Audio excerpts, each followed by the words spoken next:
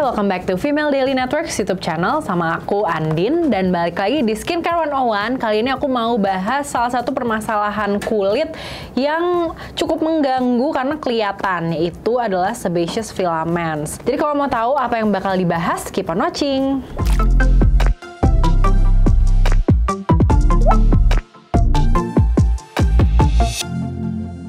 Oke, tadi aku sempat bilang kalau ini adalah permasalahan kulit. Sebenarnya technically bukan permasalahan kulit, tapi banyak orang menganggap ini masalah gitu karena ini suatu kondisi yang visible gitu, kelihatan dan juga berasa di tekstur. Jadi banyak orang tuh sering salah paham, dikiranya sebaceous filaments itu sama dengan blackheads atau komedo. Padahal sebenarnya tuh beda. Nah, apa sih bedanya?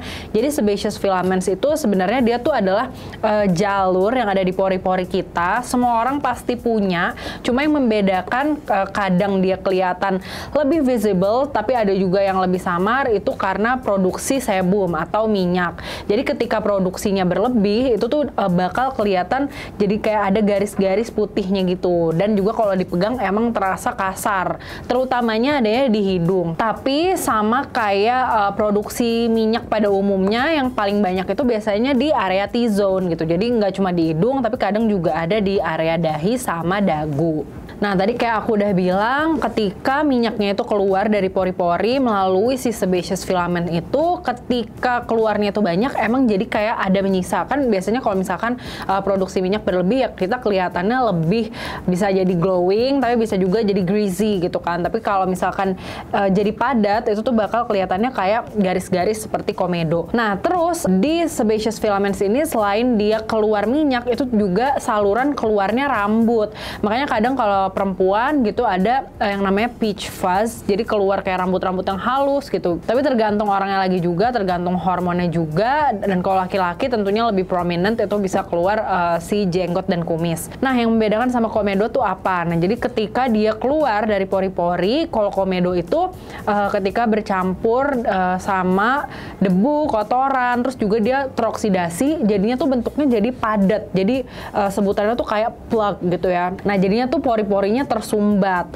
Bedanya sebaceous filaments ini emang agak lebih mudah buat diekstraksinya, sementara si komedo atau blackhead ini agak lebih keras. Makanya, tapi kedua-duanya tidak disarankan buat diekstraksi sendiri. Lebih baik pergi ke klinik dermatologi karena tergantung sama angle-nya juga, sama pressure-nya juga. Kalau misalkan salah, itu takutnya malah bahaya. Nah, karena selain malah jadi iritasi karena tekanan yang nggak pas, itu juga kalau salah-salah itu bisa menyebabkan broken capillaries atau pembuluh darahnya itu jadi pecah. Nah, walaupun lebih baik tidak diekstraksi sendiri, tapi ada nih cara-cara biar pas kamu nanti ke klinik tuh dikeluarinnya lebih gampang si sebaceous filaments atau si komedonya ini.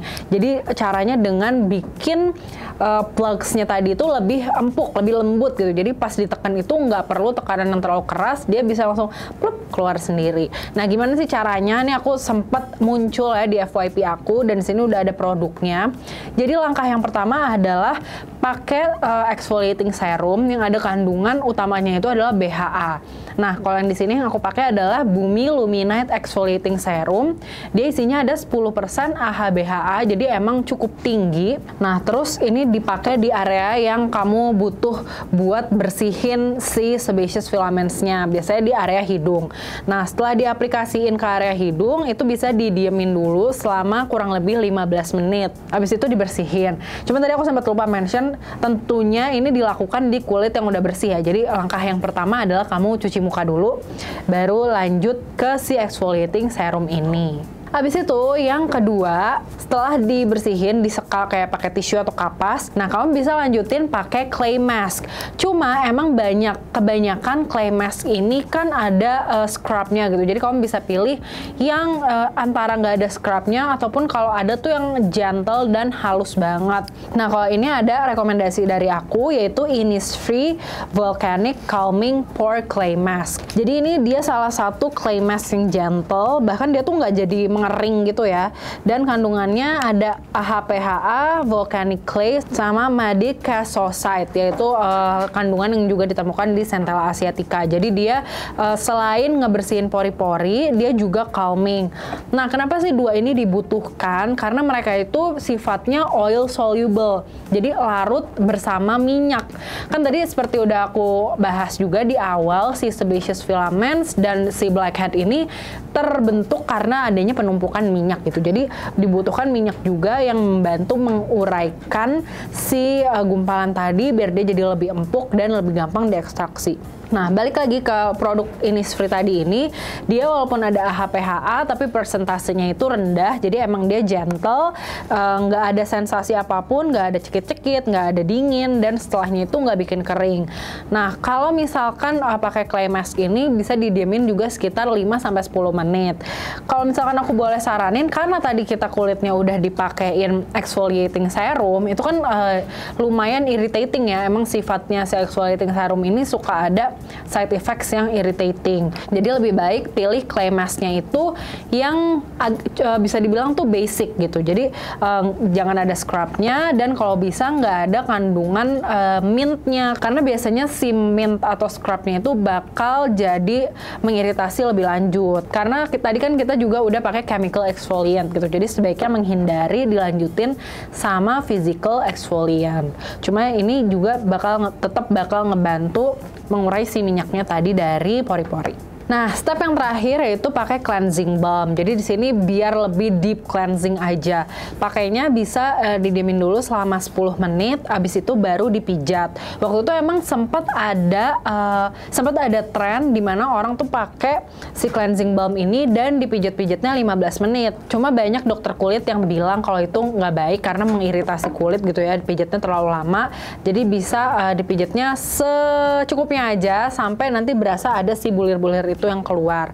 Nah, mungkin di percobaan pertama belum tentu langsung sukses nih, tapi seperti skincare rutin yang lainnya, kamu bisa coba beberapa kali, apalagi kalau misalkan tuh udah padat banget gitu ya si sebaceous filamentsnya ataupun si blackheads-nya. Jadi bisa dicoba beberapa kali, misalkan 2 kali sampai 3 kali seminggu. Jangan setiap hari juga karena takutnya malah mengiritasi kulit. Oke, nah kalau misalkan aku baca-baca lebih lanjut ya dan juga nonton pembahasan beberapa dokter, kalau mau lebih long term hasilnya tuh bisa dengan penggunaan retinol. Cuma penggunaan trio ini tuh agak lebih berasa gitu ya. Jadi pas keluar itu dia berasa si sebaceous filamentsnya. Cuma kalau untuk hasil yang lebih jangka panjang, untuk mengontrol produksi sebumnya juga, itu bisa dengan penggunaan retinol atau juga skincare yang mengandung niacinamide. Cuma balik lagi, sebenarnya sebaceous filaments ini nggak ada pengaruh buruk, nggak bahaya juga buat kulit.